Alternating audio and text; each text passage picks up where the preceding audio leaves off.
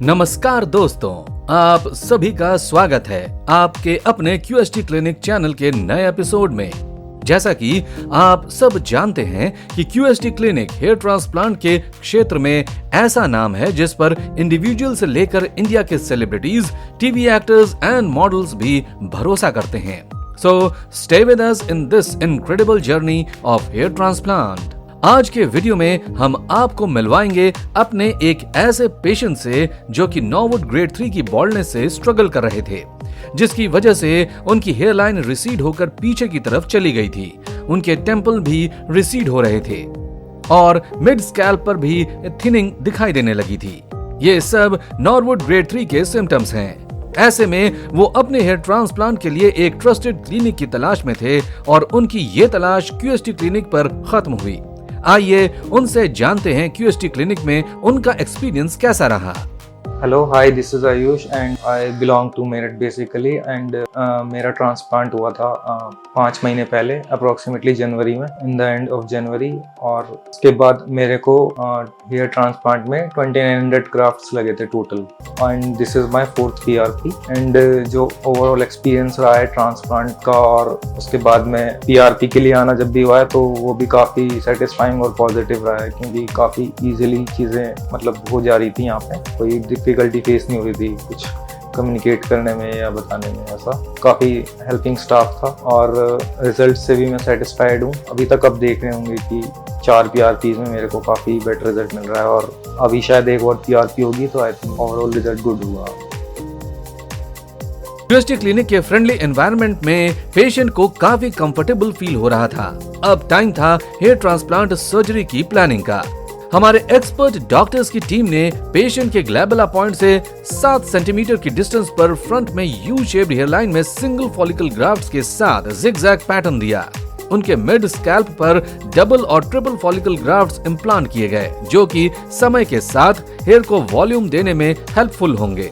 Patient के temples पर भी डबल और ट्रिपल फॉलिकल ग्राफ्ट्स इम्प्लांट किए गए। पेशेंट के फेशियल फीचर्स के अकॉर्डिंग हेयरलाइन डिजाइन की गई।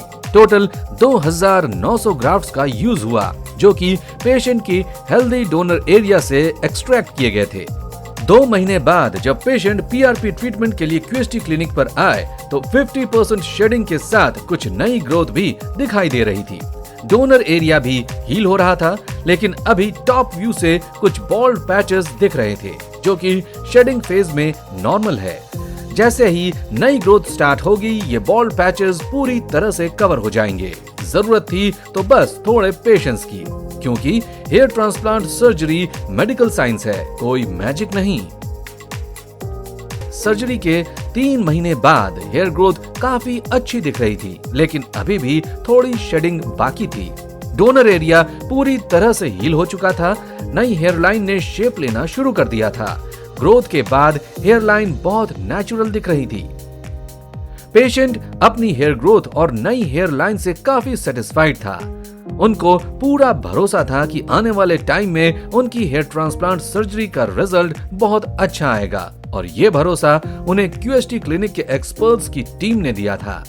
सर्जरी के 4 महीने हो चुके थे और अब 90% शेडिंग के साथ नए हेयर ग्रोथ और नई हेयरलाइन बहुत ही नेचुरल दिख रही थी। नई हेयरलाइन ने हमारे पेशेंट को जो कॉन्फिडेंस दिया था, उसकी चमक पेशेंट के चेहरे पर साफ दिखाई दे रही थी। ये सब पॉसिबल हो पाया था क्यूएसटी क्लिनिक की एडवांस टेक्नोलॉजी की वजह से, जिसकी वजह से हमारे पेशेंट को एक नया लुक मिला था और वो काफी खुश और फुल्ली कॉन्फिडेंट नजर आ रहे थे। और अब बात करते हैं हेयर ट्रांसप्लांट सर्जरी के 6 महीने के बाद की। जब पेशेंट्स हमारे क्लिनिक पर फॉलो अप के लिए आए तब उनकी हेयर ग्रोथ बहुत अच्छी दिख रही थी। हेयरलाइन पूरी तरह से नेचुरल लग रही थी। उनके ट्रांसप्लांटेड हेयर और नॉन ट्रांसप्लांटेड हेयर इतनी खूबसूरती से मर्ज हुए थे कि ये कहना मुश्किल था कि कौन से एरिया में अब से 6 महीने पहले ट्रांसप्लांट किया गया था।